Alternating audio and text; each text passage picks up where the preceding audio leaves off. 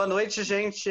Nós estamos aqui em mais uma entrevista do Circuito Universitário, agora com 2 novos professores, reafirmando de novo o nosso intuito, invadir aí as paredes da escola e mostrar o trabalho do professor como está sendo nos dias atuais aí, enfrentando a pandemia. O único diferencial dessa entrevista hoje é que o Pro Daniel e a Pro Camila, que participaram da entrevista anterior, hoje eles vão apresentar um boletim, o Daniel o boletim coronavírus e a Camila o boletim tecnológico, que vai fazer parte dos vídeos até o nosso vídeo final aí, no final de julho. Vamos começar então com o Pro Daniel, que vocês já conhecem, e depois eu apresento os outros professores. Vai lá, Daniel, o boletim coronavírus. Bom, pessoal, boa noite. Trouxe aqui algumas informações para vocês, atualizadas do dia, né, do dia 29 de maio. Primeiro de tudo, não tem como falar sobre coronavírus no Brasil sem dar uma olhada nos números, né?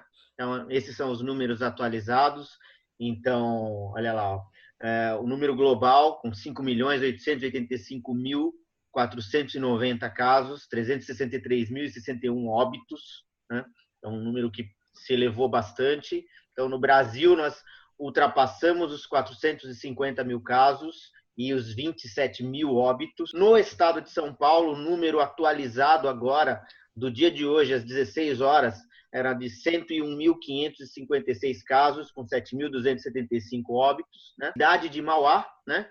São 955 casos, com 62 óbitos. O comportamento da curva, né, brasileira, nesse momento, ele é bastante similar à curva da Índia. Então, nós ainda estamos numa subida. Uma novidade da semana foi o lançamento do Plano São Paulo, aqui no nosso estado, de várias regiões de São Paulo em 5 fases, né, de acordo com alguns critérios, sendo que a fase 1, que é a fase vermelha, é a que tem praticamente as mesmas características que nós já estamos vivendo. Fase 5 seria a fase já de liberação total. Não temos nenhuma região em São Paulo ainda em fase 4, nem em fase 5. Aqui, lógico, na nossa região, São Paulo, a Baixada Santista, são as regiões em que o isolamento, pelo menos por enquanto, vai continuar um pouquinho maior. O perfil dos óbitos do coronavírus, ele continua parecido com os números iniciais, ou seja, a maior parte dos casos, 72,8% dos casos, com pessoas acima de 60 anos, e cardiopatia e diabetes continuam sendo as comorbidades das pessoas que apresentam um óbito em maior quantidade. Era isso, né? Por hoje, sobre o coronavírus. O Daniel, se você for observar, né, da semana passada para cá, de 20 mil. Estou tentando lembrar, né, da nossa entrevista passada. De 20 mil subiu para 27 mil. 7 mil casos em uma semana, é isso? Exatamente. Nós tivemos uma escalada bastante grande nos números, né? E isso vai no Brasil como um todo, né? O Brasil e também nos outros estados, e indo aqui por cidades, também você acaba tendo um comportamento de escalada parecido, né? Infelizmente. Vamos lá, então. Agora a Camila vai trazer para a gente o boletim tecnológico. É sempre uma ferramenta aí que vai auxiliar o trabalho dos professores em sala de aula. Isso mesmo. Primeiro, boa noite. Hoje eu trouxe para vocês o que seria a minha menina dos olhos. É aquilo que eu estou mais me divertindo de usar dentro da sala de aula. Então, eu vou dividir com vocês um projeto muito especial que eu estou realizando com os alunos, que é o Flipgrid. O Flipgrid é uma social media voltada para a educação e tem como foco produzir discussões, e com isso eu consigo analisar os alunos e promover uma participação mais ativa dentro da sala de aula, fazendo uma avaliação individual do processo de speaking da língua. Nesse site, eu costumo colocar discussões e direcionamentos de atividade, e eles me retornam em vídeo, em inglês, e dentro da plataforma eles conseguem conversar com os amigos, eles conseguem curtir o vídeo do amigo, e eu consigo retornar individualmente para cada aluno um retorno positivo e um incentivo dentro da atividade proposta. Principalmente para o ensino de idiomas nesse momento, que nós precisamos trabalhar sempre as 4 competências, né?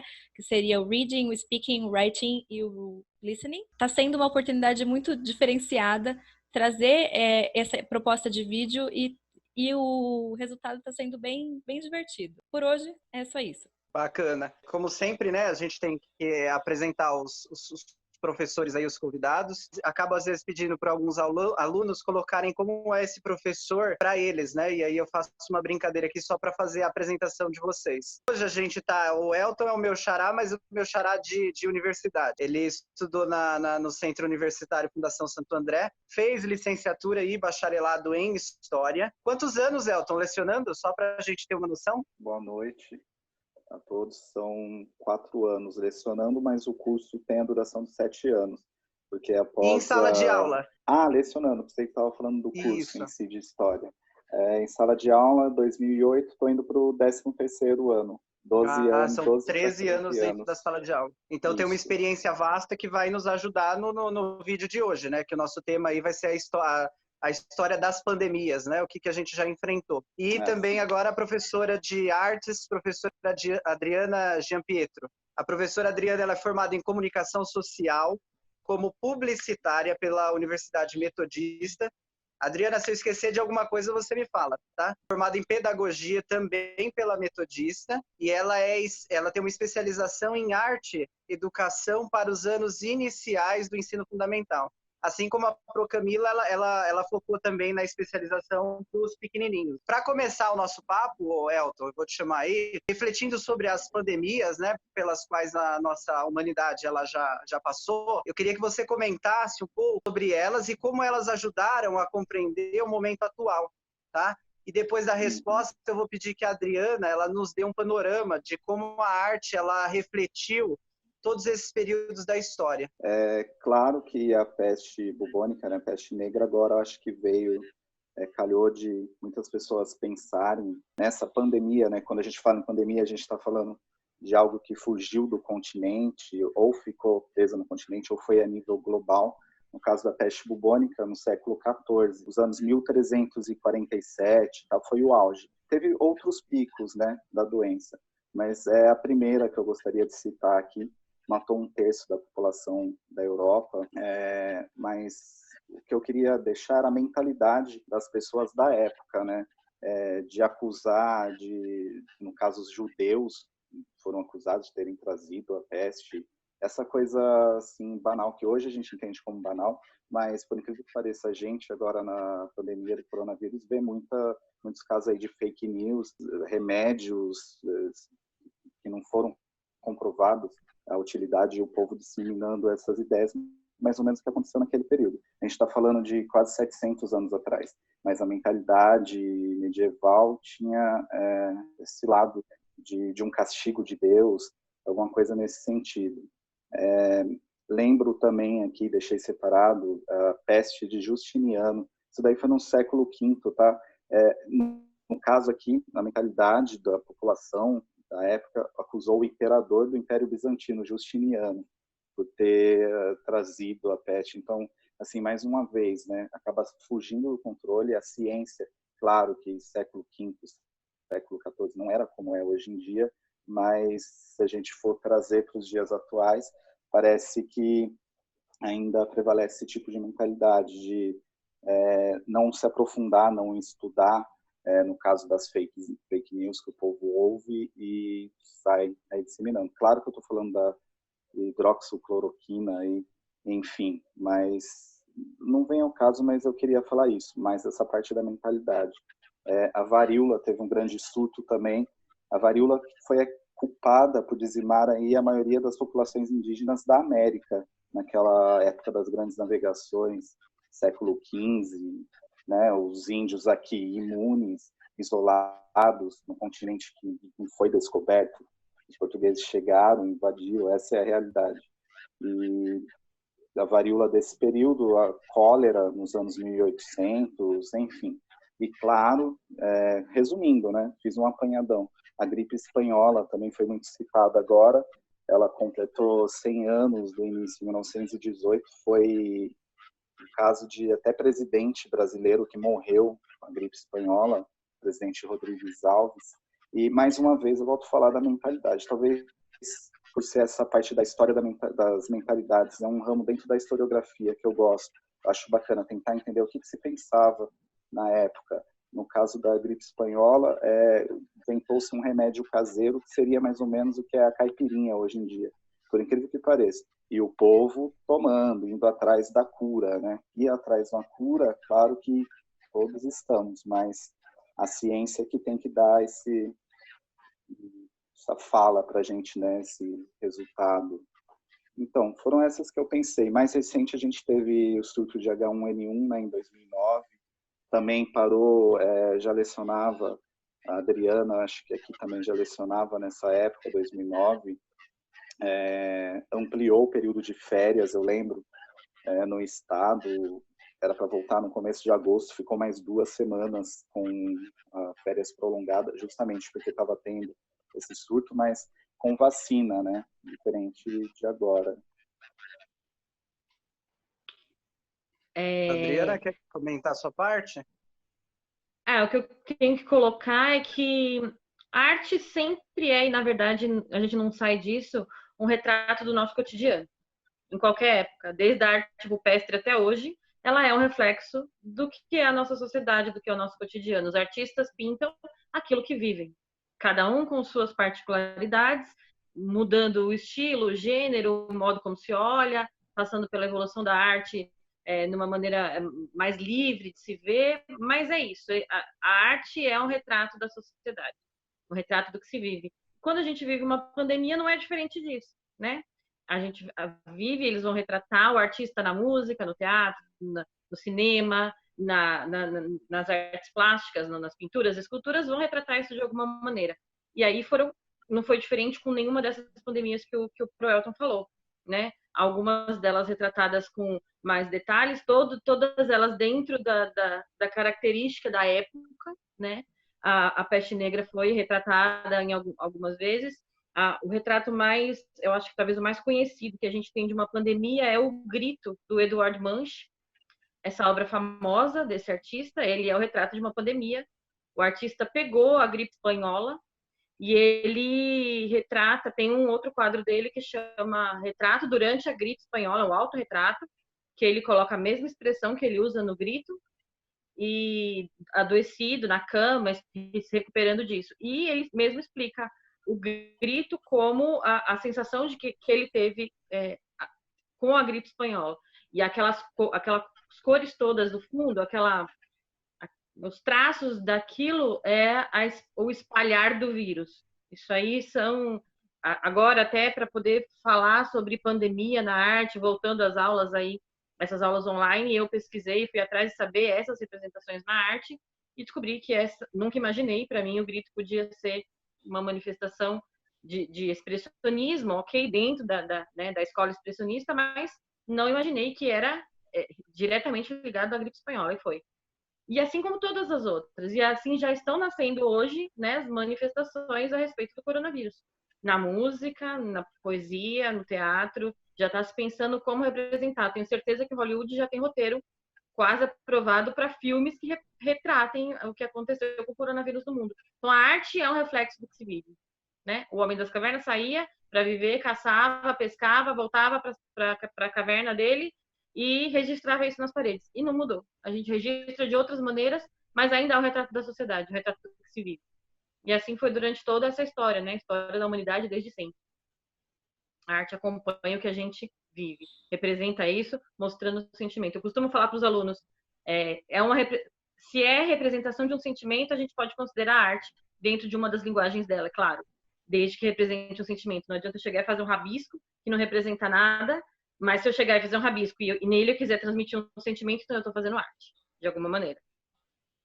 Mas é isso, então acho que eu tenho que colocar. A pandemia já está sendo retratada, essa nossa agora, né, que a gente está vivendo, e todas as outras foram. Todas elas têm manifestações registradas dentro da história da arte. Adriana, só aqui para complementar, que eu lembrei, aparece às vezes até em livros didáticos, tem uma arte, um desenho da época da peste negra, peste bubônica, que era Grande Dança Macabra, né? Grande Dance Macabra, alguma coisa assim, que é umas caveirinhas dançando. Isso. E todo... Acho que você sabe o que eu estou falando, trazendo. Sim, né, eu sei qual é. Vamos lá agora, então. Eu vou passar para minha companheira. Vai lá, Camila, você faz a próxima pergunta para a gente. Certo. Então, antes de fazer a pergunta, eu gostaria de compartilhar com vocês uma forma de arte. Uma das muitas versões em vídeo de um texto incrível que a professora Adriana Gianpietro escreveu e viralizou. E após a apresentação desse vídeo, eu queria trazer para ela uma pergunta, então uma reflexão sobre essa arte, que é o que motivou ela a escrever esse texto e para que ela comentasse um pouquinho sobre a repercussão que ele está tendo ainda. Então, eu vou compartilhar com vocês o vídeo para a gente abrir a discussão. Eu nasci poucos anos depois do fim da última Grande Guerra. E desde pequeno, ouço falar que a Terceira Guerra Mundial provavelmente iria dizimar grande parte da raça humana. Acho que chegamos nela e nem nos demos conta. A diferença é que eu, na minha inocência, acreditava que seria uma briga de algum país rico contra outro país rico, em busca de alguma riqueza maior ainda. Que esses países inventariam bombas terríveis e com toda a força bélica iriam demonstrar quem era o mais forte. Errei feio. Descobri que o país mais forte na Terceira Guerra Mundial não é quem tem mais arma de fogo, não é quem investiu em força bélica ou armamento nuclear. O país que vai ganhar a guerra é aquele que soube investir na ciência, na saúde, na sua infraestrutura hospitalar. Porque o inimigo não morre com um tiro, ele é invisível. Mas em uma coisa eu estava certo, muitos vão morrer. Essa guerra está aí para inverter valores. Em todas as línguas, a palavra mais falada é essa mesmo, casa, que ganha um novo significado. Além de morada, vira abrigo. Deixamos todo o trabalho em cima das mesas e de um dia para o outro, tudo parou. Tenho a sensação de que não me despedi de ninguém. Fico imaginando que não posso perder ninguém, nem ir embora desse mundo sem me despedir. Será que eu abracei o suficiente? Será que eu disse a todos o quanto eu os amo? Não sei. Essa guerra me deixou sem chão. Verdades tão óbvias apareceram e quebraram paradigmas. Precisou que o mundo parasse e o vírus ameaçasse nossa sobrevivência para que os pais percebessem que a educação se faz em casa e que as escolas são centros de socialização. Que ensinar não é fácil, que os professores são muito mais heróis do que aqueles que a gente vê no cinema. Que os mitos estão nos hospitais, de máscaras e sem condições de trabalho. Se você aprendeu com a sabedoria dos mais velhos, sorte é sua. O mundo depois desse tsunami será mais jovem, com menos rugas e menos sábios. Ou talvez a sabedoria apareça nesse tempo, desde que ele sirva para entendermos que viagens foram canceladas porque a grande viagem que deve ser feita é para dentro de nós mesmos. Para que você entenda que o mais importante não são os custos, mas os valores. Que essa guerra sirva para que você reveja seus conceitos, entenda que rico é o trabalhador. Sem ele não existe riqueza. Que sem o homem a natureza é mais feliz, o céu é mais azul. Que amigos usam tecnologia para se fazer mais perto. Que não existe distância para aqueles que se amam. Que vencer uma guerra no sofá é uma bênção, está nas suas mãos. Sua casa é sua trincheira. E na Terceira Guerra Mundial, a granada mais perigosa é água e sabão. E quando tudo passar, olhe para essa quarentena e veja que ela foi apenas o tempo de incubação que você precisou para renascer.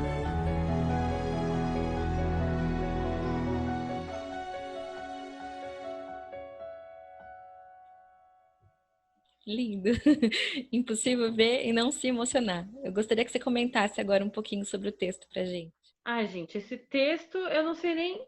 Assim, começou, a gente saiu do trabalho, deixou tudo lá de um dia para o outro, não vamos mais para a escola, não vamos mais ver as crianças, vamos para casa. E foi assim, né? Na vida de todo mundo. E aí, numa noite aqui, eu vendo televisão, essas notícias, a gente vê televisão para se deprimir, né? Começa assistindo, você começou bem, já a gente começou a quarentena assim, não, eu vou conseguir, eu vou ser uma pessoa centrada, fez planos, eu vou arrumar casa, eu vou trabalhar, eu vou conseguir pintar, no meu caso, eu fazer uns quadros, não sei o quê, imaginei várias coisas. E quando vem o peso da quarentena, realmente, o peso do que é porque nós estamos em casa, os motivos que fizeram com que nós não conseguíssemos mais sair porta fora, aí cai a ficha e a gente fica, meu Deus, e agora? Como é que vai ser? E quanto tempo vai durar? E num desses pensamentos, numa madrugada da vida dessa, pensando em tudo que ronda, o que cerca a ideia da quarentena, aí eu comecei a escrever. Peguei o celular, abri um bloco de notas e escrevi esse texto exatamente como ele está aí. com poucas mudanças. Tem umas 2 ou 3 frases que cortam por conta de engajamentos políticos que a maioria não tem ou que não gosta de que tem. E eu não consigo não ter. Quando eu começo a falar, eu vou colocar minha opinião política, né? Tem meio subliminar ali quando fala do trabalhador. Quem é rico é o trabalhador. Então tem um pouco ali, mas tinha outra frase no texto que a maioria das pessoas que gravaram ou que fizeram a reprodução do texto tirou. Mas, independente disso, eu escrevi e publiquei no dia 1º de abril, no comecinho da primeira semana de quarentena. E deixei lá, eu coloco outras coisas, outros textos no meu Facebook, porque eu sou uma pessoa meio revoltada. Eu vira e mexe, eu vejo uma coisa que me revolta, que eu não concordo, eu escrevo. É de mim, eu coloco várias coisas lá. E aí, de repente, passou 15 dias, e 15 dias mais ou menos, aí me liga um jornal dizendo que tinha visto meu texto. Aí eu, que legal, bacana, né? Então, aí começou a viralizar, pessoas conhecidas falando que tinham visto, que tinham recebido pelo WhatsApp, que estava ficando grande. Aí uma rádio de Fortaleza ligou, eu falei, nossa, tá ficando grande. E aí, muitos pedidos de amizade no Facebook, muitos assim, só pelo texto, sem gravação de nenhum famoso ainda, pelo teor do texto. Muitos pedidos. Eu tinha, sei lá, 600, 700 amigos no Facebook, e hoje eu tenho quase 4.000 de pessoas que começaram a pedir. E aí um ator que eu, de verdade, eu olhei para a cara dele falando, nossa, eu acho que eu conheço, mas eu não tinha certeza quem era, de onde era. Gravou, me chamou no WhatsApp, no Instagram, para me parabenizar pelo texto, falar. Gravou, o ator gravou, aí pronto, aí foi. Eu recebia chamadas o dia inteiro, gente falando, pedindo quem é você, de onde é que tá. E aí eu fui aceitando os convites, recebendo, e muita gente pedindo para escrever um livro, para publicar mais coisas. E a minha intenção nunca foi, eu nunca imaginei que ia ser isso.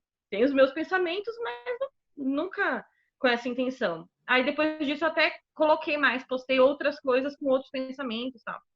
E o negócio viralizou desse jeito. Um dia desse eu coloquei um post para ter curiosidade, porque eu tenho hoje quase 5.000 seguidores em cada uma das redes sociais, e coloquei. Eu quero saber aonde está chegando o meu texto, de onde vocês são. Gente, tem quase 700 comentários de todo lugar do mundo, não é só do Brasil.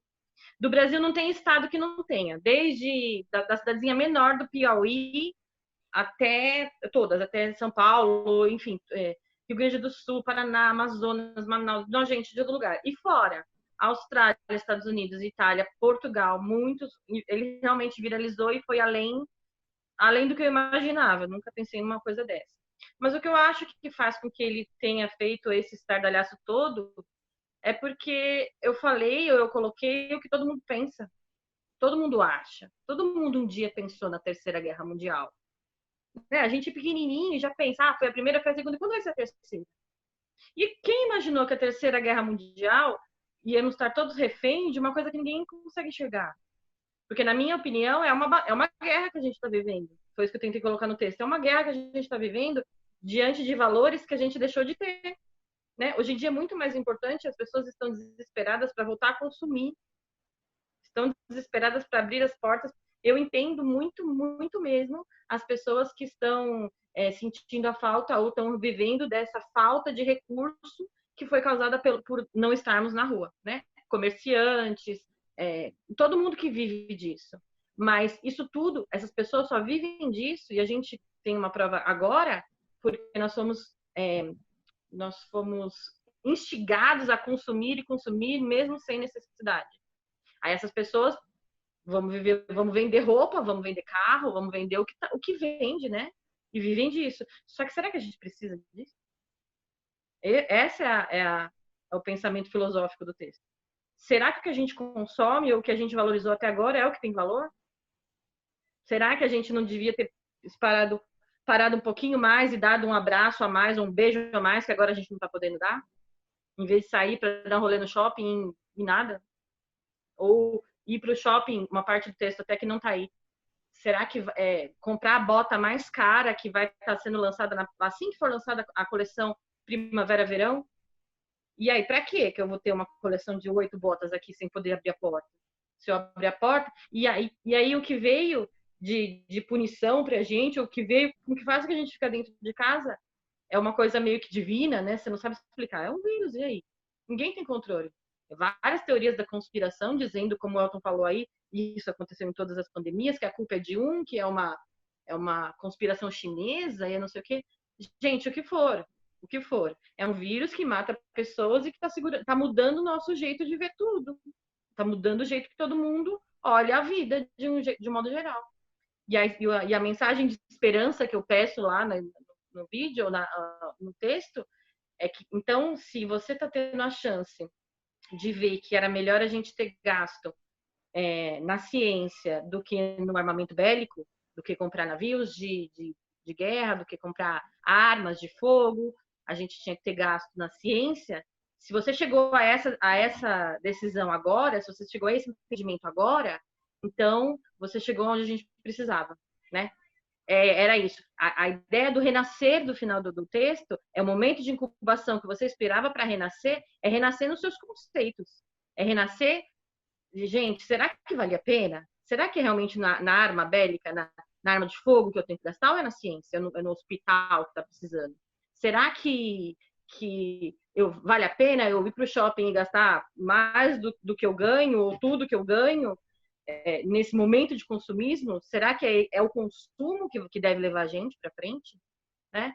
Todo esse questionamento que eu tentei colocar ali, gente, e assim, de forma totalmente instintiva. Não foi pensado. Eu não foi pensado em ser mais socialista, mais capitalista, menos. Foi instintivo. Escrevi de primeira, não foi editado, não foi relido. Normalmente não releio nada que eu escrevo. Eu escrevo do jeito que eu escrevi, vai. Então, é um pensamento de realmente parar. A criação foi feita assim: parar e pensar, para quê? Será que dá tempo de eu rever minha mãe? Eu estou sem ver minha mãe. Você tem quantos dias nós estamos na quarentena? Desde o dia 20 de março, que foi a última vez que eu a vi. Será que eu vou conseguir rever a minha mãe? Será que ela sobrevive a essa pandemia? Ou eu, que sou um grupo de risco por conta de uma questão cardíaca, será que eu chego a ver vocês de novo, pessoalmente, poder abraçar, poder segurar na mão? Eu acho que o pensamento maior que a gente tem que ter agora é esse, né? A gente tem que sobreviver, a economia é importante, a gente vive disso, né?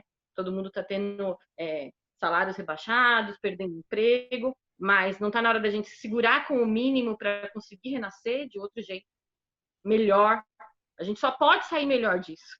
Não é possível que, passando por tudo isso, a gente saia do mesmo jeito, com o mesmo pensamento.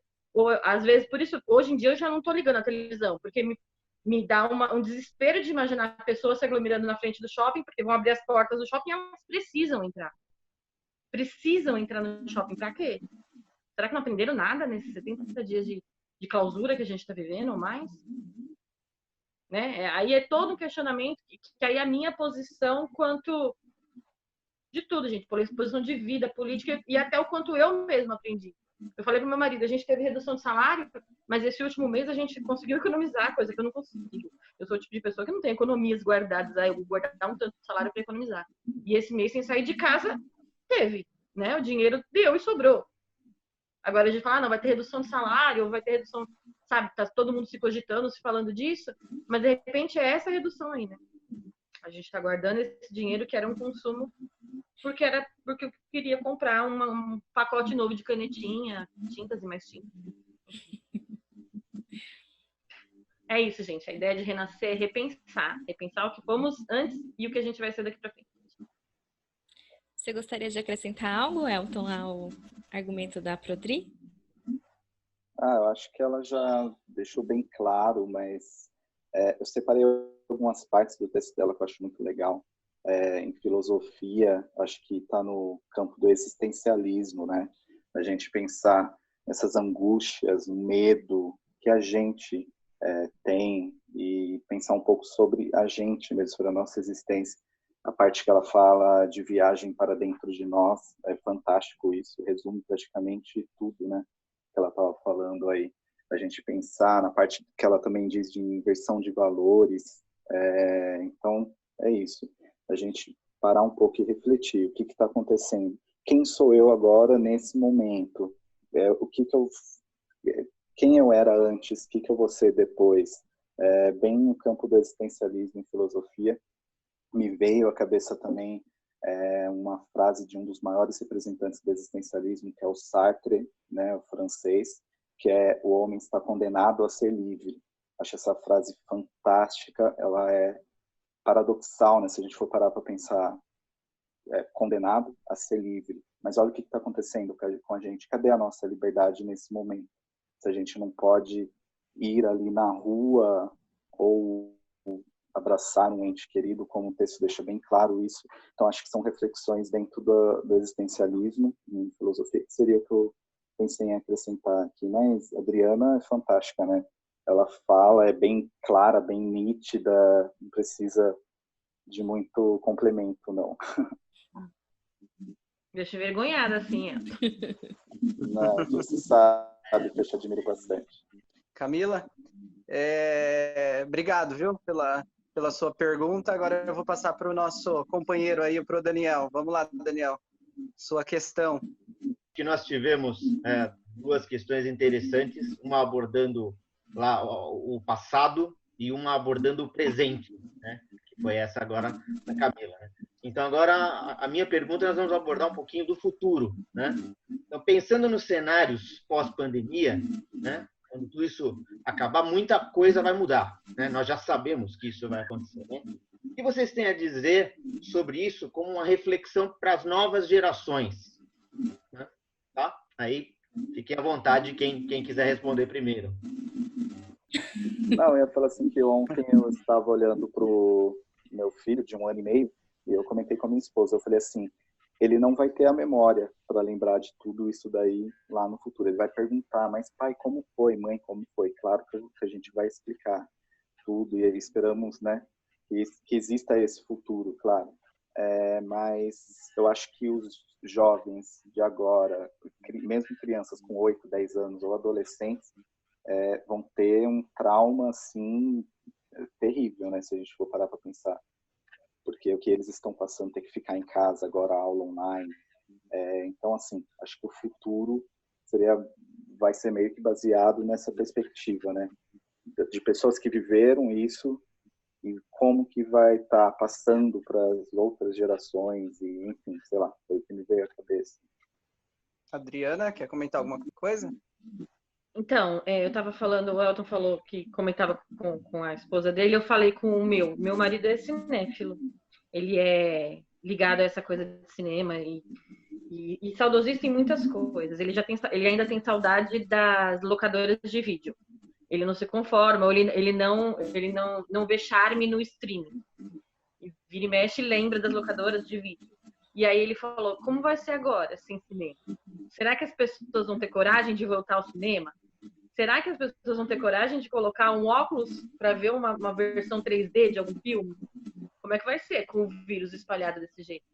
E essa mudança, para a gente que viveu até aqui, imaginar, olhar aí para frente, é meio assustadora. Porque além de não ter uma perspectiva de exatamente como vai ser, a gente imagina esse voltar para casa, voltar para a escola. A escola está...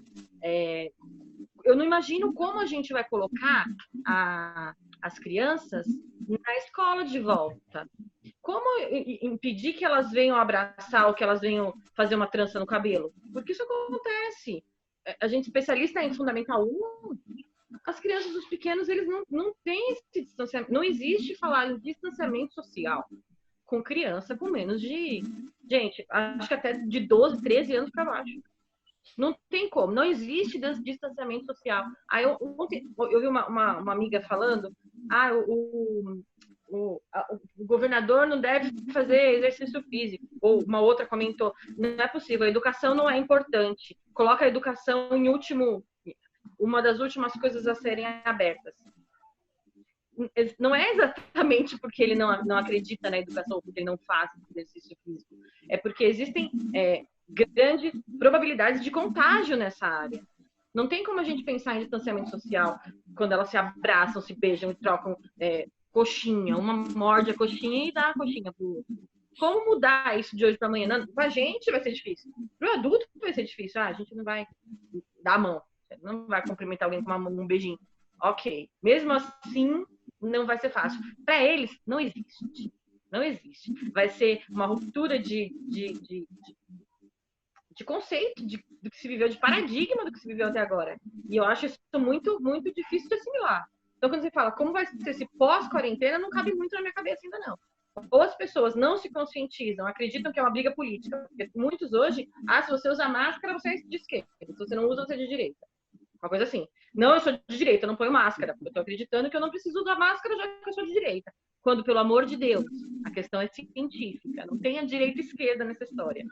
Então, outras pessoas vão viver essa cegueira e sair como se nada tivesse acontecendo e morrer cada vez mais, e esse nosso platô aí vai demorar muito tempo, ou a gente vai realmente acreditar que foi uma pandemia e o que a gente tem que mudar daqui para frente. E aí é imprevisível o que pode ser a nossa vida daí para frente. Imaginar a sala de aula, a sala de arte do nosso colégio, com as crianças distantes realmente uma da outra, eu não consigo assimilar isso ainda. Aí a pergunta do Daniel, como é esse futuro? Não sei, Daniel, não sei. Eu não consigo imaginar. Não consigo imaginar na nossa realidade mesmo, imaginar como é que vai ser na sala de aula, na escola, dentro do nosso campo de educação. Não imagino a escola com... O que nós vamos fazer? Com 5, 6 revezar? Hoje vai entrar os números pares, hoje os números ímpares, e mesmo assim ainda não vai dar certo. Não vai ter como não ter encontro.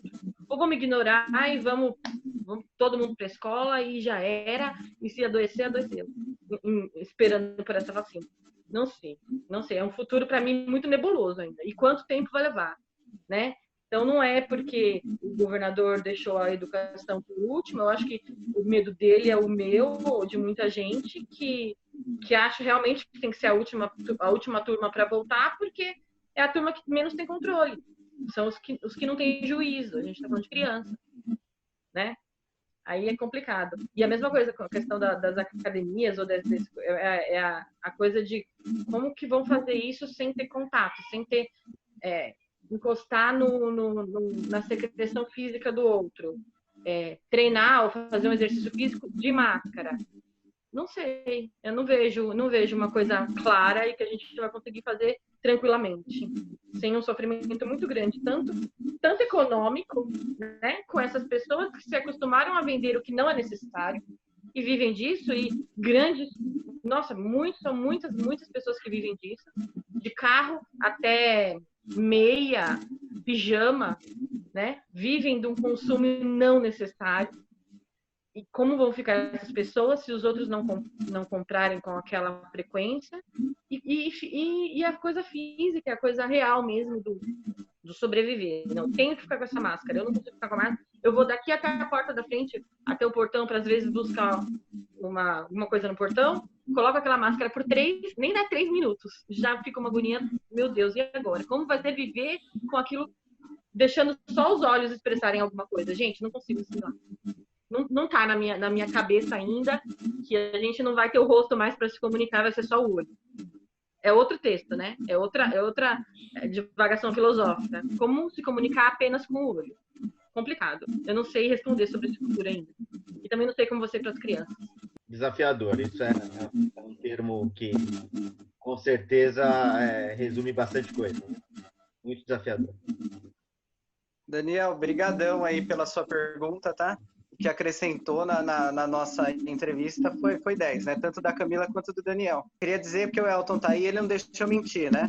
Nós temos 3 coisas que avançam, né? A história, que é revolução, guerra e é uma pandemia, né? O Elton pode até, se eu estiver mentindo, ele falar. Tivemos aí a peste negra, mas depois da peste negra a gente teve o renascentismo, né? Tivemos outras epidemias, e o que aconteceu? A explosão da moda em Paris, nossa, cresceu muito, né? Então, quer dizer, depois de um período longo de pandemia, sempre vai ter aquele período que, de alguma forma, a ciência e a tecnologia ela vai avançar. E, assim, estar aqui com vocês hoje, né, e a gente vê um completando o outro, o Elton elogiando a Adriana, a gente fica pensando, né, um é fã do outro, né, aqui, e a gente, cada um tem uma característica diferente, né. O Daniel, ele é um tipo de professor, falei na outra entrevista, falei o tipo de professora que é a Camila, né, e eu queria finalizar essa entrevista dizendo o tipo de professor que o Elton é e o tipo de professora que a Adriana é. E depois que eu finalizar o que cada um é, né, porque foi uma pesquisa com os alunos, foi o que a gente retirou, na verdade, né, dos alunos. eu queria que o Elton comentasse, o Elton e depois a Adriana, essa fala dos alunos, como é gratificante, como está sendo. É assim, uma coisa mínima, só para a gente finalizar diferente da entrevista passada. O Elton, eu tirei aí que ele é um pro, eles falaram que é um pro engraçado, que ele dá um stand-up, né? Mas não é um stand-up de comédia. Eles falaram para mim que o seu stand-up é de história, Elton. Falou que você explica perfeitamente, melhor não há. E aí, o que você diz? Legal, é bacana, é gratificante. Eles não estão mentindo, não, porque eu crio alguns mecanismos aí para atraí-los a... Porque história é difícil, é pesado, né, assim, para eles. Se eu ficar muito focado em etapa por etapa certinho, ano atrás de ano, então eu vou fazendo um apanhadão e vou misturando com as gracinhas e, sei lá, eles gostam. Acho que dá certo. Não são muitos que estão com média vermelha, né, em história. Tá bom, sei lá. É um caminho. Legal, nós gostamos também, né? Nós gostamos. Acabamos de ter uma aula de história. Bom, para Adriana, para fechar o da Adriana, olha só. Eles falaram para mim que você é a professora multifaces. Olha só, você é muito detalhista. Eles falaram que você é detalhista, só que você, de olhar o trabalho, você dá 1000 informações e sugestões que vai deixar aquele trabalho melhor. E aí? É assim mesmo? Eu sou chata. Essa é verdade. Sou bem chata. Sou chata, é verdade. Sou chata. Eu acho que a questão da... tem uma piada que é sempre com relação à minha matéria, né? Numa das escolas que eu dei aula, um ano era por ordem alfabética. Tinha um jogo de gavetinhas, onde o pessoal guardava os diários. E aí era em ordem alfabética durante aquele ano. Todo guardado. Adriana, Alan, não sei o que, até a última lá. No ano seguinte, mudaram as gavetinhas. E aí colocaram por ordem do que eles entendiam como prioridade. Então, a minha gavetinha era a última. Aí aí ficou... A professora de português era a primeira gavetinha, matemática era a segunda gavetinha, aí vinha história, geografia, ciências, inglês, espanhol e arte. Arte era a última gavetinha. E aí eu falei, nossa, eu fui de primeiro, porque era ordem alfabética, eu fui da primeira gavetinha para a última, que isso? Aí olhando no segundo aquelas gavetinhas, eu entendi uma prioridade na cabeça de quem montou. Aí eu falei, tudo bem, deixa que eu fico com a última gavetinha. E hoje, nesse tempo de pandemia, eu tenho para dizer que a minha gavetinha está deixando todo mundo são. Pois é, mais ou menos isso que tem para dizer. Então, a minha intenção com os meus alunos é entender que a arte não é algo rápido ou desenho mal feito, ou por isso que eu exijo, que eu sou chata, detalhista, porque a arte não é a última gavetinha. Quando a gente entender que a arte é a última gavetinha, que a arte é menos importante do que a ciência, do que a história, do que a geografia, do que qualquer outra coisa, não vai ter um futuro diferente. Então, a minha missão de vida, eu acho, que eu abracei na docência, depois da última faculdade, que você viu que minha história não começa com a docência. Publicitária, anos antes disso. Trabalhei muito tempo como publicitária, fazendo anúncio, vendo o outro lado da vida, e aí eu resolvi, em certo momento, fazer pedagogia, depois artes plásticas, e aí enveredar por esse caminho, numa missão. Que é uma missão? Que a gente tem, qualquer um que abraça a docência e que se vê nela, tem uma missão. E é exatamente isso que eu tenho. A minha missão é fazer com que esses alunos vejam que a arte não pode ser a última gavetinha, que a arte não pode ser a última das matérias, que ela tem tanta importância, que a importância dela é vital para a sobrevivência de qualquer um. Da nossa cabeça, de fazer a gente viver e sonhar. É isso que eu tento deixar para eles. Aí eu sou a chata mesmo. Faz de novo. Não, nossa, mas você viu só isso? Ah, eu tô com preguiça. A ou chega para aula de arte assim. Ah, não fiz, porque eu tinha prova de geografia. Aí eu olho bem assim. Como assim? Você não fez o trabalho que eu não dou prova, né? Eu avalio pela produção semanal da coisa. Então, você não fez porque tinha prova de geografia. Muito bem. Então, leva assim a vida, que vai ver aonde vai apertar quando você for mais velho, olhar para trás e viu a arte como a última gavetinha da sua vida. É isso, gente. Queria muito agradecer, né? Eu espero que essas entrevistas tragam para a gente aí, para a gente e para os pais, para os alunos, né? um grande enriquecimento, né, cultural, e que, né, consigamos aí enfrentar essa crise, porque depois, se Deus quiser, vai ser tudo melhor. Queria agradecer meus companheiros aí, que vai continuar com a gente, né, até os últimos programas, a Camila com o boletim dela tecnológico, o Daniel com o boletim coronavírus, são fantásticos. E os outros dois fantásticos também, maravilhosos, o Elton, agradeço do fundo do coração, e a Pro Adriana também, tá? Tchau e até a próxima entrevista. Tchau, gente. Obrigada pro Kelvin, arrasou. Camila, linda de sempre. Obrigada pro Daniel. Obrigado.